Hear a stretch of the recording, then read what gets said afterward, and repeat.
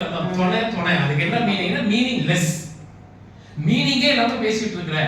இன்னும் நம்ம குக்கிராமத்துலாம் போய் பார்த்தீங்கன்னா அதுக்கு ஒரு அருமையான எக்ஸாம்பிள் சொல்லுவாங்க.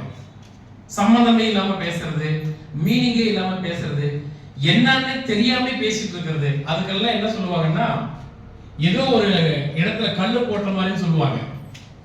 ஓட்ட சட்டியில கல்ல போட்ட மாதிரி பேசிட்டு இருக்கிறான் பாருங்க. அப்ப மீனிங் இல்லாத பேச்சுக்கு வேல்யூ கிடையாது இந்த சொசைட்டில, இல்லைங்களா? அப்ப அதே பேச்சை மீனிங்ஃபுல்லா மாத்தினா அது பவர்ஃபுல். அதை பேசுறதுக்கு பணம் கொடுத்து கூப்பிடுறதுக்கு மக்கள் தயாரா இருக்காங்க. இப்போ ஜஸ்ட் நவ் இந்த ப்ரோக்ராம் இனாகிரேட் பண்றதுக்கு முன்னாலே நிரேஷோட நான் பேசும்போது அவங்க சொல்லிட்டு இருந்தாங்க, சார் இப்போ வருஷம் ஃபுல்லா கமிட் ஆகிற அளவுக்கு எனக்கு ஒரு சான்ஸ் கிடைச்சிருக்கு.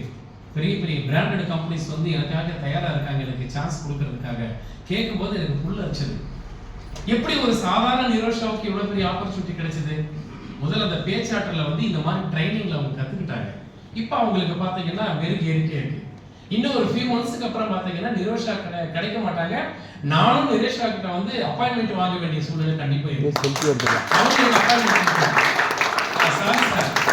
இன்னும் ஒரு 10 சாட்டர்டே சண்டே நான் கமிட்டடா இருக்கேன், தயவு செய்து இன்னும் ஒரு 12 வாரம் கழிச்சு ட்ரை பண்ணுங்க பார்க்கலாம் அப்படின்னு சொல்ற அளவுக்கு அவங்க வருவாங்க. அப்படி ஒரு ஃபீச்சர் அவங்களுக்கு இருக்கு. எதனால சாத்தியம்? இப்ப அவங்களுடைய டெய்லி ஸ்டேஜ் என்னவா இருக்கும் தெரியுங்களா? இப்போ நீங்க அட்டெண்ட் பண்ணிட்டு இருக்கிறது இந்த இபிஎஸ் தான். am I right?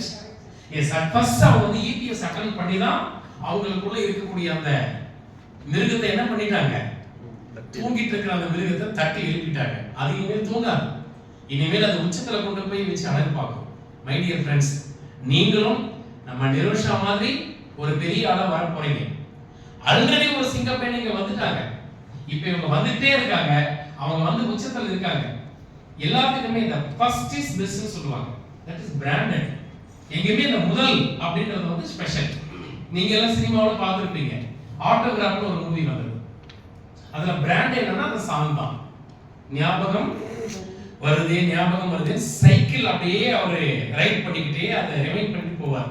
அதுல அவர் ரிமைண்ட் பண்ற விஷயங்கள் எல்லாத்தையும் எதை ரிமைண்ட் பண்ணுவாரு? என்னுடைய வாழ்க்கையில ஃபர்ஸ்ட் முதல் போன ஸ்கூலு, எனக்கு முதல் வகுப்பு எடுத்த மல்லிகா டீச்சரு, முதல்ல என் ஃப்ரெண்ட் எனக்கு கொடுத்த துண்டு பீடி, அது கூட முதல் நினைவு தான் அவனுக்கு. பீடின்னு என்னன்னு தெரியாத குழந்தைக்கு போய் ஒருத்தரே இதை வாயில் வீடாக கொடுத்துருக்கிறான். அப்பதான் அவனுக்கு ஃபர்ஸ்ட் எக்ஸ்பீரியன்ஸ். அது ஒரு ஸ்வீட்டஸ்டா அவன் ஹார்ட்ல பதிவாயிடுச்சு.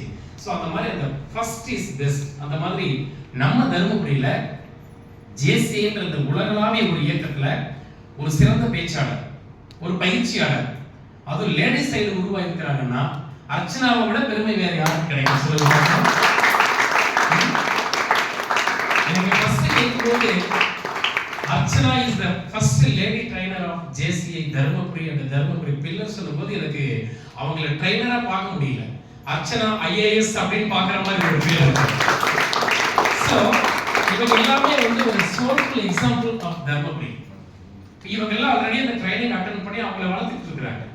ஸோ இன்னும் கொஞ்ச நாள் நீங்க அந்த இடத்துக்கு வர போறீங்க. Okay, thank you Nitharshan, thank you very much, thank you Archana.